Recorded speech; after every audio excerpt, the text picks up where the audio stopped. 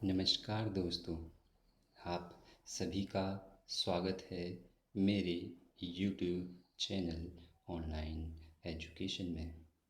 अगर आप चैनल पर नए हैं तो चैनल को सब्सक्राइब करें, लाइक करें और शेयर करें ताकि आपको लेटेस्ट अपडेट मिलते रहें।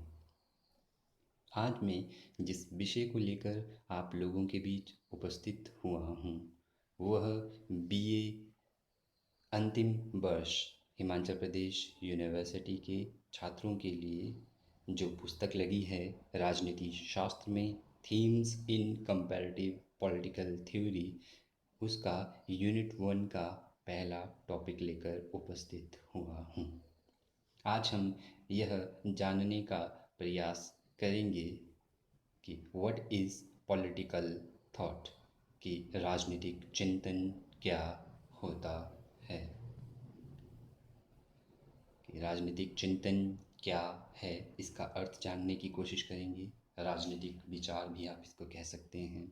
फिर हम जानने का प्रयास करेंगे कि भारतीय राजनीतिक चिंतन का अर्थ क्या है, भारतीय राजनीतिक चिंतन की विशेषताएं क्या है, और साथ ही हम यह जानने का प्रयास करेंगे कि पश्चिमी राजनीतिक चिंतन का अर्थ क्या है और पश्चिमी राजनीतिक चिंतन की विशेषताएं क्या है। तो चलिए शुरू करते हैं राजनीतिक चिंतन। राजनीतिक चिंतन को जानने से पहले हमें यह जानना आवश्यक है कि चिंतन क्या होता है, क्योंकि चिंतन शब्द के साथ ही राजनीतिक चिंतन जो है शब्द बना है। चिंतन को जानने के लिए राजनीतिक चिंतन से पहले चिंतन को जानने का प्रयास करते हैं। एक शब्द है आत्म चिंतन, और आत्म चिंतन का अर्थ है जब व्यक्ति स्वयं के बारे में चिंतन करता है, मनन करता है कि मैं क्या कर रहा हूँ। उदाहरण के लिए किसी विद्यार्थी को लेते हैं तो एक विद्यार्थी का चिंतन कैसा होता है। परीक्षा के समय एक विद्यार्थी का चिंतन ऐसा होता है कि मैंने राजनीति शास्त्र का कितना जो है सिलेबस कवर कर लिया है, मुझे कितने प्रश्न आते हैं। या आत्मचिंतन में ये हो सकता है, एक विद्यार्थी ये जो है आत्मचिंतन कर सकता है, या वो उसके विचार में, उसके मन में ये विचार आ रहे होते हैं कि मैं बीए अंतिम वर्ष के बाद क्या करूँगा, और मैं आजकल जो है मैं कितनी जो है अध्ययन कर रहा हूँ, कितनी स्टडी कर रहा हूँ। तो आत्मचिंतन में ये आता है कि मैं क्या कर रहा हूँ, मुझे भविष्य में क्या करना है। या यदि विद्यार्थी की कोई निजी समस्या है तो उसके बारे में भी वह चिंतन कर सकता है कि ऐसा क्यों हुआ। तो आत्मचिंतन मीन्स जब व्यक्ति अपने बारे में जो है चिंतन करता है, मनन करता है कि मैं क्या कर रहा हूँ, मुझे क्या करना चाहिए। लेकिन यह व्यक्ति के स्वयं से संबंधित होता है। आप अपने चिंतन को किसी दूसरे व्यक्ति पर अप्लाई नहीं कर सकते हैं। आपकी समस्या जो है, हो सकता है दूसरे व्यक्ति की कोई और समस्या हो। तो राजनीतिक चिंतन क्या होता है। अब चिंतन है, चिंतन के पीछे राजनीतिक शब्द लगा है, तो राजनीतिक चिंतन क्या है। जो आत्मचिंतन है वो व्यक्ति विशेष से संबंधित होता है, लेकिन राजनीतिक चिंतन क्या है, पॉलिटिकल जो थॉट है उसका अर्थ क्या है। तो राजनीतिक चिंतन से अभिप्राय जो है, जो राजनीतिक जो विचारक है, जो पॉलिटिकल फिलोसफर है। पॉलिटिकल फिलोसफर कौन होते हैं, अगर आप भारतीय राजनीतिक चिंतन के संदर्भ में देखें तो मनु है, कौटिल्य है, इसके अलावा जो है पंडित जवाहरलाल नेहरू, स्वामी विवेकानंदा, चाहे वो एम एन रॉय हो। अगर आप पश्चिमी राजनीतिक चिंतन को देखें तो वो जो है सुकरात है, प्लेटो है, एरिस्टोटल है, हॉब्स है, जॉन लॉक है, रूसो, सेंट थॉमस एक्विनास है, एगस्टाइन है, कार्ल मार्क्स है। तो राजनीतिक चिंतन क्या होता है, जब ये राजनीतिक विचारक, जब ये पॉलिटिकल फिलोसफर, इनको पॉलिटिकल फिलोसफर कहते हैं, जब ये पॉलिटिकल फिलोसफर जो है समाज की समस्याओं का व्यवस्थित अध्ययन करके उन जो है समस्याओं को सुलझाने के लिए अपनी व्यवस्थित जो है विचार पुस्तकों के रूप में प्रस्तुत करते हैं, तो उसको राजनीतिक चिंतन कहा जाता है। अब उसको राजनीतिक चिंतन क्यों कहा जाता है, क्योंकि वो जो विचार उन्होंने प्रस्तुत किए हैं वो जो है राजनीतिक समस्याओं से संबंधित है, इसलिए उनको राजनीतिक चिंतन कहा गया। अगर वो आर्थिक समस्याओं से संबंधित होते तो उनको हम आर्थिक चिंतन भी कह सकते थे। लेकिन ये जो राजनीतिक विचारक है, क्योंकि ये राजनीति विज्ञान से संबंधित है, ये राजनीतिक समस्याओं से संबंधित है, इसलिए इनके द्वारा समाज की समस्याओं को, कौन सी समस्याएं, राजनीतिक समस्याओं को सुलझाने के लिए जो विचार दिए गए उनको जो है राजनीतिक चिंतन कहा जाता है। तो राजनीतिक चिंतक द्वारा दिए गए विचारों को, अब राजनीतिक चिंतकों द्वारा दिए गए विचारों को राजनीतिक चिंतन कहा जाता है। अब राजनीतिक चिंतन कौन कौन है, जैसे उदाहरण के लिए मैं पहले भी बता चुका हूँ आपको, भारतीय राजनीतिक चिंतन का आधार जो है वेदों में, चार वेद जो है हमारे, या जो है मनु और कौटिल्य के विचारों में पाया जाता है। और साथ ही जो पश्चिमी राजनीतिक चिंतन का आधार है, अर्थात जहाँ से आरंभ माना जाता है वेस्टर्न फिलॉसफी का, वैसे तो बहुत सारे स्कूल हुए हैं, लेकिन प्लेटो को जो है दर्शन का जो है फादर माना जाता है, इसको आइडियलिज्म का पिता भी माना जाता है। सुकरात हूँ तो अरस्तु के विचारों में, चाहे प्लेटो है, सुकरात है, इन सब के विचारों में वेस्टर्न पॉलिटिकल थॉट का, पश्चिमी राजनीतिक चिंतन का आधार पाया जाता है। तो संक्षेप में, किसी राजनीतिक विचारक द्वारा राजनीतिक समस्याओं या राजनीतिक क्षेत्र पर दिए गए विचारों के समूह को राजनीतिक चिंतन कहा जाता है, पॉलिटिकल थॉट कहा जाता है। अब पॉलिटिकल थॉट को भागों में जो है डिवाइड किया गया है। एक है भारतीय राजनीतिक चिंतन। भारतीय राजनीतिक चिंतन में उन राजनीतिक विचारकों के विचार आएंगे जो भारतीय मूल से है, अर्थात जिनका जन्म भारत में हुआ है और जिन्होंने भारत की राजनीतिक समस्याओं, भारत की राजनीतिक व्यवस्था के बारे में अपने अपनी विचार प्रस्तुत किए, उनको हम भारतीय राजनीतिक चिंतक कहेंगे। उसको जो है उनके द्वारा दिए गए विचारों को हम भारतीय राजनीतिक चिंतन कहेंगे। और जिन विचारकों ने पश्चिमी जो है, अर्थात पश्चिम देशों में, चाहे वो जो है यूएसए हैं, पश्चिमी सभ्यता जो है और उनकी जो है पश्चिमी राजनीतिक संस्कृति, राजनीतिक व्यवस्था पर जो है अपने विचार रखे, उनके विचारों के समूह को पश्चिमी राजनीतिक चिंतन कहा जाता है। तो आइए जानते हैं भारतीय राजनीतिक चिंतन का अर्थ, कि भारतीय राजनीतिक चिंतन क्या है, what is the meaning of Indian political thought, कि इंडियन पॉलिटिकल थॉट क्या है। तो साधारण शब्दों में भारतीय राजनीतिक चिंतन से अभिप्राय उन भारतीय राजनीतिक विचारकों की जो है राजनीतिक समस्याओं और राजनीतिक व्यवस्था पर दिए गए व्यवस्थित विचारों से हैं, जिन्होंने जो है भारत में जो है राजनीतिक समस्याओं को सुलझाने के लिए प्रयास किया। तो भारतीय राजनीतिक चिंतन से अभिप्राय विचारकों के ऐसे समूहों से है जो भारतीय मूल के हैं, जिन्होंने भारतीय राजनीतिक समस्याओं के संदर्भ में अपने अपने विचार दिए, और जब उन्होंने ऐसे विचार जो है पुस्तकों के माध्यम से प्रस्तुत किए, तो उनके विचारों को भारतीय राजनीतिक चिंतन कहा जाता है। और भारतीय राजनीतिक चिंतन में जो मुख्य राजनीतिक चिंतक है, फिलॉसफर है, भारतीय राजनीतिक चिंतन में, फिर से रिपीट कर रहा हूँ, भारतीय राजनीतिक चिंतन में, इंडियन पॉलिटिकल फिलॉसफी में जो मेन फिलॉसफर है, जो मुख्य राजनीतिक चिंतक है, वे जो है मनु से शुरू होते हैं। मनु ने मनुस्मृति लिखी, और मनुस्मृति को जो है इसको जो है हिंदू कोड ऑफ लॉ कहा जाता है। और मनु ने भारतीय राजनीतिक व्यवस्था में प्रथम जो है इनको विचारक माना जाता है, प्रथम इनको दार्शनिक माना जाता है मनु को। इन्होंने जो है भारतीय राजनीतिक व्यवस्था को जो है व्यवस्थित तौर पर जो है इम्प्लीमेंट किया और प्रस्तुत किया। इसके अलावा कौटिल्य है, कौटिल्य ने राज्य का सप्तांग सिद्धांत दिया है। महात्मा गांधी है, पंडित जवाहरलाल नेहरू है। इसके अलावा जो है बाल गंगाधर तिलक है, स्वामी विवेकानंद जी है। ये सभी विचारक जो है भारतीय राजनीतिक चिंतन में मुख्य स्थान रखते हैं। ये था भारतीय राजनीतिक चिंतन का अर्थ। अब हम जानने का प्रयास करते हैं कि पश्चिमी राजनीतिक चिंतन क्या है, या पाश्चात्य राजनीतिक चिंतन का अर्थ क्या होता है, या western political thought, what is the meaning of western political thought. तो पश्चिमी राजनीतिक चिंतन जो है पश्चिमी राजनीतिक विचारकों, वेस्टर्न पॉलिटिकल थॉट जो है पश्चिमी राजनीतिक विचारकों के ऐसे विचारों का समूह है, ऐसे विचारों का समूह है जो इन विचारकों ने पश्चिमी समाज की समस्याओं को सुलझाने के लिए दिए हैं। तो पश्चिमी राजनीतिक विचारक जो पश्चिमी राजनीतिक चिंतन है, इससे अभिप्राय यह हो कि जो पश्चिमी राजनीतिक विचारक है, उन्होंने वहाँ की समाज की समस्याओं को सुलझाने के लिए जो विचार दिए, उसको पश्चिमी राजनीतिक चिंतन कहा जाता है। इनमें मुख्य जो है सुकरात है, प्लेटो है, अरस्तु है, जॉन लॉक है, थॉमस हॉब्स है, जे.एस. मिल है, मैकियावेली इत्यादि। ये सारे के सारे विचारक जो है पश्चिमी राजनीतिक चिंतन में मुख्य स्थान रखते हैं। अब हम यह जानने का प्रयास करते हैं कि भारतीय राजनीतिक चिंतन की मुख्य विशेषताएं क्या-क्या है।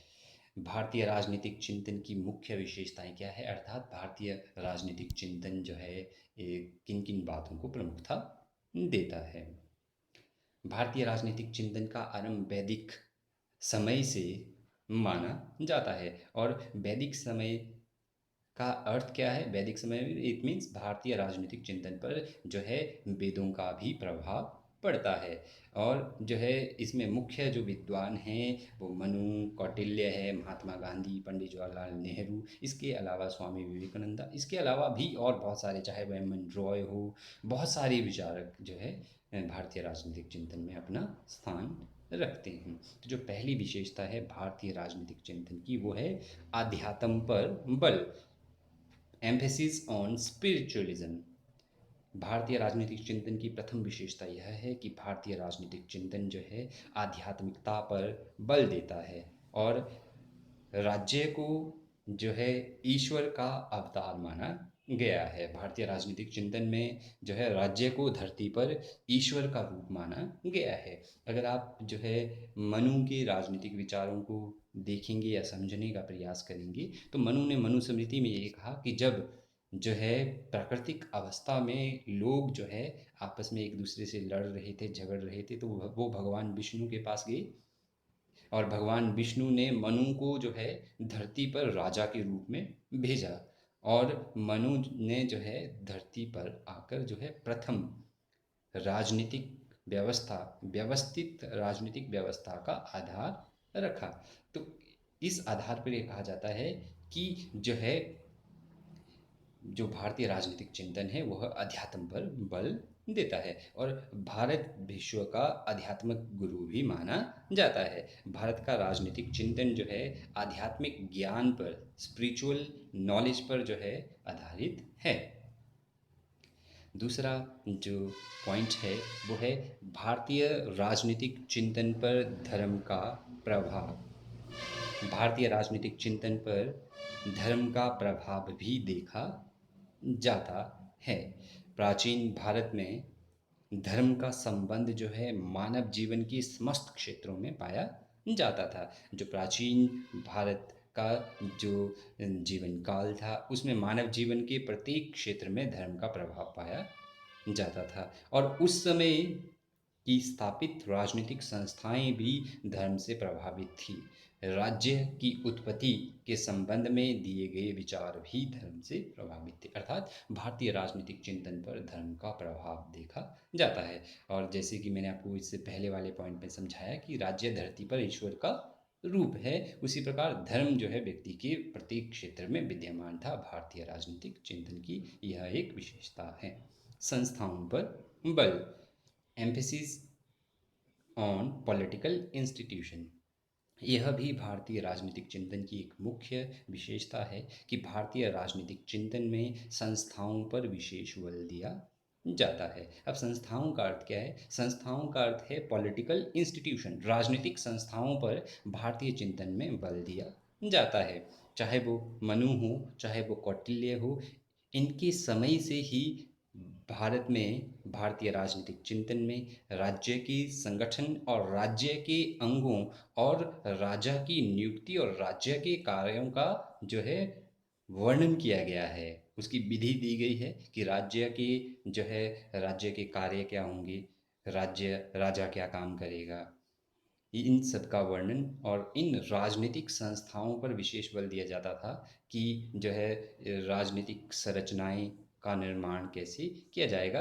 और इन जैसे राज्य का निर्माण कैसे होगा। राज्य एक राजनीतिक संस्था है, तो इन जो है विशेष राजनीतिक संस्थाओं पर विशेष बल दिया जाता था, ताकि जो है राज्य का जो कानून निर्माण प्रक्रिया है वो जो है सुचारू रूप से चलाई जा सके। चौथा जो पॉइंट है वो है राज्य के कार्यों का वर्णन। भारतीय राजनीतिक चिंतन, थॉट में इंडियन पॉलिटिकल थॉट में राजा के कार्यों का, फंक्शन ऑफ द किंग, कि राजा के कार्य क्या होंगे, क्योंकि प्राचीन जो राजनीतिक व्यवस्था थी उसमें राजा का जो है मुख्य स्थान होता था। राजा जो है शासन का मेन जो मुख्य स्तंभ होता था। तो प्राचीन जो भारतीय राजनीतिक चिंतन है उसमें राजा के कार्यों का वर्णन किया गया है कि राजा को क्या क्या कार्य करने चाहिए, प्रजा के प्रति राज्य के क्या क्या दायित्व है। कौटिल्य ने कौटिल्य ने राजा के लिए एक व्यवस्थित दिनचर्या का वर्णन किया है कि राज्य को क्या क्या कार्य करने चाहिए। उसका खाने का समय कब होगा, उसका सोने का समय कब होगा, वह लोगों से कब मिलेगा, और वह जो है अपनी जो राजनीतिक व्यवस्था के लिए बैठकें कब करेगा। उसकी विशेष दिनचर्या का वर्णन जो है कौटिल्य के विचारों में किया गया है। और भारतीय राजनीतिक विचारकों में यह बात आप सभी विचारकों में पाएंगे कि उन्होंने राजा के कार्यों का वर्णन किया है। नेक्स्ट पॉइंट है भारतीय राजनीतिक चिंतन पर सामाजिक व्यवस्था का प्रभाव, कि जो जितने भी भारतीय राजनीतिक चिंतक हुए हैं, चाहे उनके द्वारा जो राजनीतिक चिंतन दिया गया है उस पर सामाजिक व्यवस्था का प्रभाव देखा जाता है। यह स्वाभाविक है, कोई भी व्यक्ति हो वह अपने आसपास की परिस्थितियों से प्रभावित होता है। आप जिस प्रकार के परिवार में रहे हैं उस परिवार में जिस प्रकार के गुण हैं वो आपको प्रभावित करते हैं। आसपास की जो परिस्थितियां हैं वो आपको ज़रूर प्रभावित करती हैं। तो भारतीय राजनीतिक चिंतन भी इन बातों से अछूता नहीं है। भारतीय राजनीतिक चिंतक जैसे चाहे वो मनु हो, कौटिल्य हो, वो जिन जिन परिस्थितियों में रहे, अर्थात उनके आसपास जिस प्रकार की परिस्थितियां हैं उन परिस्थितियों ने उनके राजनीतिक चिंतन पर प्रभाव डाला है। उदाहरण के लिए हॉब्स का जन्म इंग्लैंड में उस समय हुआ जब इंग्लैंड में सिविल वॉर चल रहा था। तो सिविल वॉर से जो है उसके मन में भय और डर पैदा हो गया था। तो जब उसने अपना राजनीतिक चिंतन लिखा, जब उसने अपनी पुस्तकें लिखी, चाहे वो लेवियाथान हो, चाहे वो डीसीवी हो, डी कॉर्पोरे हो, तो उसने जो है लेवियाथान में एक ऐसे राजा का निर्माण किया। उसने कहा कि राजा निरंकुश होना चाहिए। राजा निरंकुश क्यों होना चाहिए? उसने कहा कि प्राकृतिक अवस्था में लोग आपस में लड़ते झगड़ते रहते थे, तो इसलिए अगर एक निरंकुश राजा होगा, क्योंकि लोग जो है लोभी है, स्वार्थी है, लालची है, तो निरंकुश राजा होगा तो वह लोगों को कंट्रोल में रखेगा। तो इस प्रकार की जो राजनीतिक परिस्थितियां हैं, जो सामाजिक व्यवस्था है, पॉलिटिकल जो सिस्टम है, वो जो है लेखकों की जो है लेखनी पर प्रभाव डालता है। तो भारतीय राजनीतिक चिंतन पर भी जो है सामाजिक व्यवस्था का प्रभाव देखा गया है। अर्थात जितने भी भारतीय राजनीतिक चिंतक हुए जिन्होंने भी लिखा है, चाहे वो मनु हो, कौटिल्य हो, कौटिल्य ने उस समय की जो है सामाजिक व्यवस्था को देखते हुए राज्य के 7 अंग बताए हैं। चाहे वो मनु है, कौटिल्य है, चाहे वो एम एन रॉय है, महात्मा गांधी है, इन्होंने जितने भी लेख लिखे, जैसे महात्मा गांधी ने सत्य और अहिंसा का जो है एक मंत्र दिया। वो सत्य और अहिंसा का मंत्र उन्होंने किस परिस्थिति में दिया कि जब हम अंग्रेज़ों से जूझ रहे थे और अंग्रेज़ों को भारत से भगाना चाहते थे। परिस्थितियाँ ऐसी थी कि अंग्रेज़ हमें जो बहुत दंडित कर रहे थे, जेलों में डाल रहे थे, तो उन्होंने सत्य और अहिंसा का एक मंत्र लिया। वो उस परिस्थिति से प्रभावित होकर उन्होंने अपने राजनीतिक चिंतन का हिस्सा बनाया कि अगर हम सत्य और अहिंसा का पालन करेंगे तो हम अंग्रेज़ों को यहाँ से भगा सकते हैं। नेक्स्ट जो पॉइंट है भारतीय राजनीतिक चिंतन की विशेषताओं का, वो है भारतीय राजनीतिक चिंतन में दंड नीति का महत्वपूर्ण स्थान है, या दंड नीति को महत्व दिया जाता है। यह भी भारतीय राजनीतिक चिंतन की एक मुख्य विशेषता है कि भारतीय राजनीतिक चिंतन में दंड नीति को विशेष महत्व दिया जाता है। दंड का अर्थ क्या है? दंड का अर्थ है कानून। कानून को विशेष महत्व दिया जाता है। कौटिल्य ने दंड को राज्य का एक आवश्यक अंग बताया, और कौटिल्य के अनुसार दंड के बिना राज्य में शांति व्यवस्था का निर्माण करना असंभव है। तो कौटिल्य कहते थे कि दंड जो है राज्य का सबसे महत्वपूर्ण अंग है, और इवन राजा भी दंड के अधीन है। अगर राजा कुछ गलत करता है तो कानून के अनुसार राजा को भी दंड दिया जाएगा। तो भारतीय राजनीतिक चिंतन में कानून और दंड व्यवस्था पर बहुत अधिक महत्वपूर्ण जो है महत्व दिया जाता है।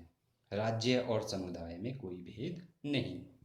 राज्य और समुदाय में there is no distinction between state and community. भारतीय राजनीतिक चिंतकों द्वारा राज्य और समुदाय में कोई भेद नहीं किया गया है। ये राज्य और समुदाय को एक ही मानते हैं। उनके अनुसार जो है राज्य और समुदाय में कोई अंतर नहीं है। भारतीय राजनीतिक चिंतकों ने राज्य को समाज से जो है अलग करने की कोई आवश्यकता नहीं समझी, क्योंकि उनका मानना था जो समाज का संगठन है वो सामाजिक संबंधों का संगठन है, और वे समुदाय को भी इसमें शामिल मानते थे। इसलिए वो राज्य और समुदाय में कोई अंतर नहीं मानते, क्योंकि उनका मानना है कि जो समुदाय हैं वो भी राज्य में शामिल होता है। तो ये थी भारतीय राजनीतिक चिंतन की विशेषताएं। अब हम यह जानने का प्रयास करते हैं कि पश्चिमी राजनीतिक चिंतन की विशेषता, what are the main characteristics of western political thought. अभी तक हमने जाना भारतीय राजनीतिक चिंतन की मेन विशेषताएं क्या थी। अब हम जानने का प्रयास कर रहे हैं कि पश्चिमी राजनीतिक चिंतन, वेस्टर्न पॉलिटिकल थॉट। तो वेस्टर्न पॉलिटिकल थॉट का अर्थ मैं आपको पहले बता चुका हूँ, और फिर भी एक बार मैं रिपीट करता हूँ। तो पश्चिमी राजनीतिक चिंतन से अभिप्राय, पश्चिमी राजनीतिक चिंतन का अर्थ क्या है? पश्चिमी राजनीतिक चिंतन से अभिप्राय पश्चिम राजनीतिक विचारकों, पश्चिम राजनीतिक चिंतकों द्वारा दिए गए ऐसे विचारों के समूह से है, जो विचार उन्होंने जो है समाज की राजनीतिक समस्याओं का व्यवस्थित अध्ययन करने के बाद अपनी पुस्तकों में दिए। जैसे प्लेटो ने अपनी पुस्तक रिपब्लिक लिखी, और रिपब्लिक में उसने एक आइडल स्टेट, आदर्श राज्य दिया, और उस आदर्श राज्य में उसने जो है एक आदर्श राज्य की स्थापना कैसे होगी वो उसने अपने विचार दिए। एरिस्टोटल ने पॉलिटिक्स नामक पुस्तक लिखी, उस पुस्तक में उसने जो है प्राचीन ग्रीक के सिटी स्टेट्स का वर्णन किया है। इसके अलावा जो है चाहे वो हॉब्स है, हॉब्स ने लेवियाथान लिखा। तो सभी राजनीतिक विचारक अपने विचार जो है पुस्तकों के माध्यम से प्रस्तुत करते हैं कि राज्य कैसा हो, राजनीतिक व्यवस्था कैसी हो। तो पश्चिमी राजनीतिक जो चिंतन है उसकी मुख्य विशेषताएं इस प्रकार है। प्रथम जो पॉइंट है वो है राज्य का महत्व, इम्पोर्टेंस ऑफ स्टेट। पश्चिमी राजनीतिक चिंतन जो है राज्य को बहुत अधिक महत्व देते हैं। इन विचारकों के अनुसार राज्य एक महत्वपूर्ण संस्था है, और राज्य की उत्पत्ति पश्चिमी राजनीतिक विचारकों के अनुसार मनुष्य की आवश्यकताओं के लिए राज्य का निर्माण हुआ है, और यह राज्य का उत्तरदायित्व है कि राज्य जो है नागरिकों को, उसके अंदर जितने भी नागरिक रह रहे हैं, राज्य के अंदर जितने भी नागरिक रह रहे हैं, उन नागरिकों के लिए प्रत्येक प्रकार की सुविधाएं जो है पहुंचाना, यह जो है राज्य का प्रमुख कार्य है। तो इसलिए वो राज्य को महत्व देते हैं कि राज्य का मुख्य कार्य जो है नागरिकों को सुविधाएं प्रदान करना है, जिससे नागरिक अपने जीवन का चहुमुखी राजनीतिक, सामाजिक, आर्थिक और सांस्कृतिक विकास कर सके। तो पश्चिमी राजनीतिक विचारक जो है राज्य के महत्व पर बल देते हैं। दूसरा है राज्य का उद्देश्य मनुष्य के लिए सर्वश्रेष्ठ जीवन प्राप्त करना। यह भी पश्चिमी राजनीतिक चिंतन की एक मुख्य विशेषता है। उनके अनुसार राज्य की उत्पत्ति का मुख्य कारण मनुष्य के जीवन में आने वाली कठिनाइयों को दूर करना है। उनका तात्पर्य यह है कि राज्य जो है इसलिए व्यक्तियों द्वारा बनाया गया ताकि व्यक्ति के जीवन में जो कठिनाइयाँ आ रही है, अर्थात राज्य ऐसी परिस्थितियाँ बनाए जिसमें व्यक्ति जो है अपने जीवन का विकास कर सके, और राज्य को ऐसी नीतियों का निर्माण करना चाहिए जिससे अनेक लोगों का अधिकतम कल्याण हो। और इन विचारकों के अनुसार राज्य को ऐसी नीतियां बनानी चाहिए जो समाज के अधिकतर वर्गों के लोगों के लिए कल्याणकारी हो। अब अरस्तु है, अरस्तु ने राज्य के महत्व के बारे में कहा है। उन्होंने कहा कि राज्य की उत्पत्ति जीवन के लिए होती है, और वह अच्छे जीवन के लिए विद्यमान रहता है। तो अरस्तु के अनुसार राज्य की उत्पत्ति जो है जीवन के जो है जीवन के अच्छे के लिए होती है, और राज्य तब तक विद्यमान रहता है जब तक वह व्यक्ति की अच्छाई करता रहता है। नेक्स्ट पॉइंट है, पाश्चात्य राजनीतिक चिंतन धर्मनिरपेक्ष राजनीति पर बल देता है। इसका अर्थ क्या हुआ? धर्मनिरपेक्ष राजनीति का अर्थ क्या हुआ? धर्मनिरपेक्ष राजनीति का अर्थ यह हुआ कि पाश्चात्य राजनीतिक चिंतन जो है, राज्य जब भी कोई जो है नीति बनाता है तो वह धर्म पर आधारित नहीं होती, वह धर्मनिरपेक्ष होती है। वह नीति सभी वर्गों के लिए होती है, सभी संप्रदायों के लिए होती है, और वह जो है अल्पसंख्यकों वर्गों के लिए भी होती है। तो पाश्चात्य राजनीतिक चिंतन की यह भी एक मुख्य विशेषता है कि यह धर्मनिरपेक्ष राजनीति पर बल देता है। अर्थात यह धर्मनिरपेक्षता के सिद्धांत को स्वीकारते हैं कि जितनी भी नीतियाँ बनाई जाएगी वो किसी एक विशेष धर्म के लिए नहीं बनाई जाएगी, बल्कि वह सभी धर्मों को सम्मुख रखकर बनाई जाएगी। चौथा पॉइंट है, लोकतंत्र पर अधिक बल, एम्फेसिस ऑन डेमोक्रेसी। लोकतंत्र पर अधिक बल, यह भी पाश्चात्य राजनीतिक चिंतन, पश्चिमी राजनीतिक चिंतन की एक मुख्य विशेषता है। पश्चिमी राजनीतिक चिंतन में लोकतंत्र पर, डेमोक्रेसी पर अधिक बल दिया जाता है। यदि आप देखेंगे तो जो लोकतंत्र है, जो डेमोक्रेसी है, जो संसदीय शासन प्रणाली है, यह इंग्लैंड की विश्व की अन्य जो है देशों को देन है। तो इंग्लैंड पश्चिम में आता है, तो पश्चिमी राजनीतिक विचारक लोकतंत्र पर अत्यधिक बल देते हैं। अरस्तु से लेकर जे.एस. मिल तक के विचारक लोकतंत्र के जो है महत्व पर बल देते हैं। चाहे वो जो है जॉन लॉक हो, चाहे वो कोई भी विचारक हो, ये सारे के सारे जो है लोकतंत्र पर अधिक बल देते हैं। और अब्राहम लिंकन जो है उनका मानना है कि लोकतंत्र जो है लोगों का, लोगों द्वारा, लोगों के लिए शासन है। तो पश्चिमी राजनीतिक विचारक में जितने भी विचारक हुए हैं उन्होंने डेमोक्रेसी पर अधिक बल दिया है। पांचवा पॉइंट है, राज्य एक समझौते का परिणाम है। State is an outcome of contract. तो राज्य एक समझौते का परिणाम है। इसका अर्थ क्या है? इसका अर्थ यह है कि बताना चाहूँगा, राज्य की उत्पत्ति के संदर्भ में विभिन्न विभिन्न विचारकों के विभिन्न विभिन्न विचार है। जो विचारक जो है ऑर्गेनिक है, आंगिक है। ऑर्गेनिक विचारक जो है वो कहते हैं कि राज्य धरती पर ईश्वर का रूप है, जैसे प्लेटो है। वो कहते हैं, आंगिक विचारक क्या कहते हैं, ऑर्गेनिक क्या कहते हैं, नेचुरल जो पॉलिटिकल थिंकर है वो कहते हैं राज्य धरती पर ईश्वर रूप है, अर्थात राज्य धरती पर ईश्वर द्वारा भेजा गया है। इनको हम ऑर्गेनिक कहते हैं। लेकिन जो समझौतावादी विचारक है, सोशल कॉन्ट्रेक्चुअलिस्ट कहते हैं इन विचारकों को। इन विचारकों में हॉब्स है, लॉक है और रूसो है। इनके अनुसार, हॉब्स, लॉक और रूसो के अनुसार, राज्य जो है समझौते के परिणाम, जब जो है लोगों ने प्राकृतिक अवस्था में आपस में एक समझौता किया, उस समझौते के द्वारा जो है नागरिकों ने, लोगों ने जो है एक संस्था का निर्माण किया। उस संस्था को जो है राज्य कहा गया, और जो है लोगों ने अपने कुछ एक अधिकार जो है उस राज्य को सौंपे।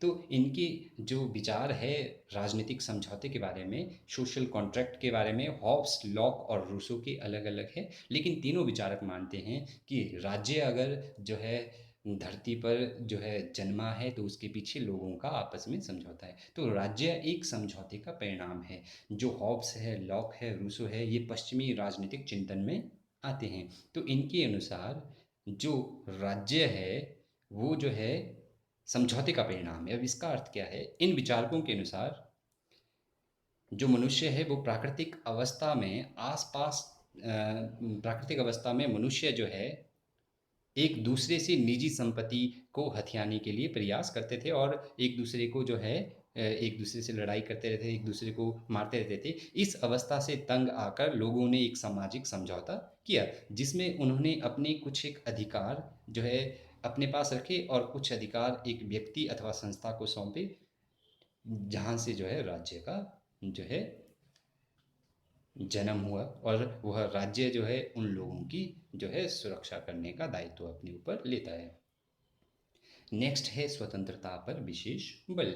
पश्चिमी राजनीतिक चिंतक, पाश्चात्य राजनीतिक चिंतन में जितने भी विद्वान हैं, उन्होंने स्वतंत्रता पर विशेष बल दिया है। चाहे वो जॉन लॉक हो, चाहे वो जे.एस. मिल हो, ये सभी के सभी जो है स्वतंत्रता की बात करते हैं, नकारात्मक स्वतंत्रता, सकारात्मक स्वतंत्रता की बात करते हैं। और पश्चिमी राजनीतिक चिंतक जो है नागरिकों की स्वतंत्रताओं पर अधिक बल देते हैं कि नागरिकों को उनके विकास के लिए अधिक से अधिक स्वतंत्रताएं मिलनी चाहिए। तो जितने भी राजनीतिक विचारक हैं, अगर आप जॉन लॉक को देखेंगे, जॉन लॉक अधिकारों की बात करते हैं और अधिकारों में राजनीतिक, सामाजिक, आर्थिक अधिकारों की बात करते हैं। जे.एस. मिल है, वो लिबर्टी की बात करते हैं, चाहे नकारात्मक है, सकारात्मक स्वतंत्रता है। तो ये स्वतंत्रता पर विशेष बल देते हैं कि नागरिकों को स्वतंत्रताएं मिलनी चाहिए। यह एक मुख्य विशेषता है पश्चिमी राजनीतिक चिंतन की। जो नेक्स्ट जो राजनीतिक चिंतन की मुख्य विशेषता है पश्चिमी राजनीतिक चिंतन की, वो है समानता तथा न्याय पर बल।